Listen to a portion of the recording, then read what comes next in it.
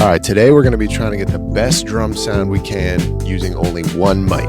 Over the years I've mic'd drums in all sorts of different ways, but recently I've been called to try to get the best possible sound using only one mic.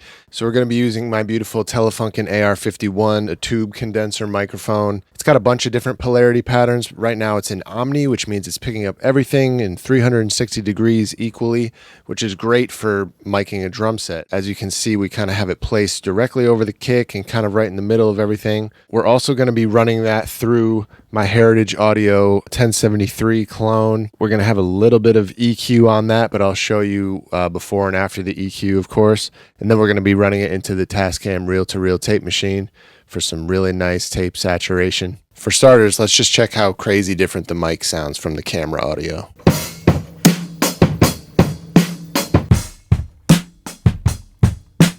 We can hear, even without the EQ, how much punchier the mic is compared to the camera audio. I've been using it mostly in Omni so far, but this mic has a bunch of different polarity patterns, so we're going to experiment to see maybe if there are some other uses for these other ones, if we want to isolate some drums or kind of like cancel out some cymbals or some hi-hats or some toms. We'll see what we come up with, but I think it's going to be a fun experiment. So let's start by looking at what's going on with the Heritage Audio HA73. I have it at a moderate gain, nothing crazy. And here's how it sounds without the EQ. And here's how it sounds with the EQ. Now you should be able to hear with the EQ that I'm adding more body and fatness to the sound, especially the toms, the snare, and the kick by using a low shelf at 200. I'm also doing a little dip at 300 just to kind of compensate, give a little, take a little, and nothing really other than that. The tape machine should take care of the high end for us. Now let's try and check out some of these different polarity patterns. So as you can see on the mic power supply box, we start at Omni, which is picking up everything. Then we move to cardioid with some steps in between. And then finally we end in the figure 8.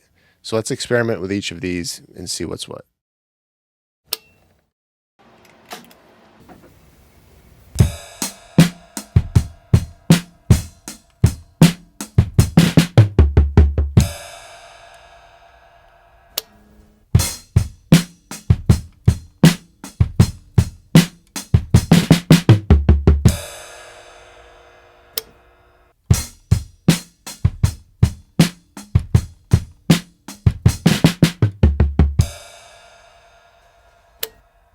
So by now we should be hearing some difference in the tone, so let's check out our Omni polarity again for reference.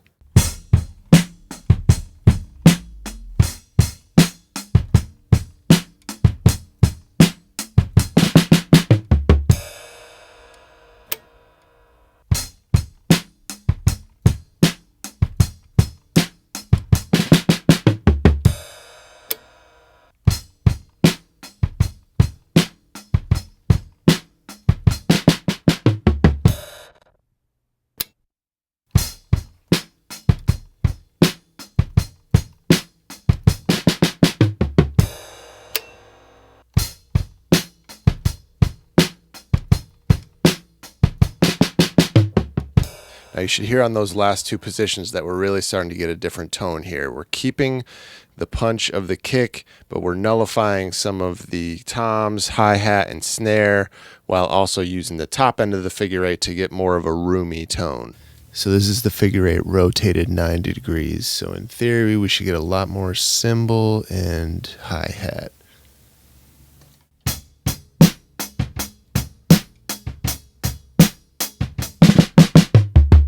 That was a lot more snare and toms than I predicted as well. Really full-bodied sound, which is nice. If I were to add a second mic, which is not the purpose of this video, but adding a kick mic could really fill out the tone and complement that nicely because we are kind of pretty much losing the kick.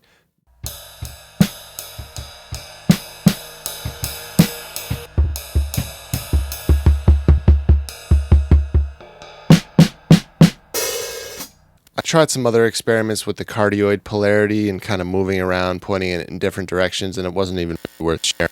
Except for this one that I actually really disliked when I pointed it away from the hi-hat to try to cancel it out. It actually added what's called off-axis coloration in a way that I didn't really find pleasing. It almost sounded like a phasey kind of tone. Alright, so this was a cool experiment. I would say the clear winner for a one mic setup is the multi-polarity, and I just love having it right here. But I think it's also really worth pointing out that when you have a sensitive mic this close to the drums, your dynamics become incredibly important. You know, the kick and the snare, you probably always want to whack those pretty hard, but the toms and the cymbals, you got to be really, because they're going to be picked up strongly and can get really boomy due to the proximity effect.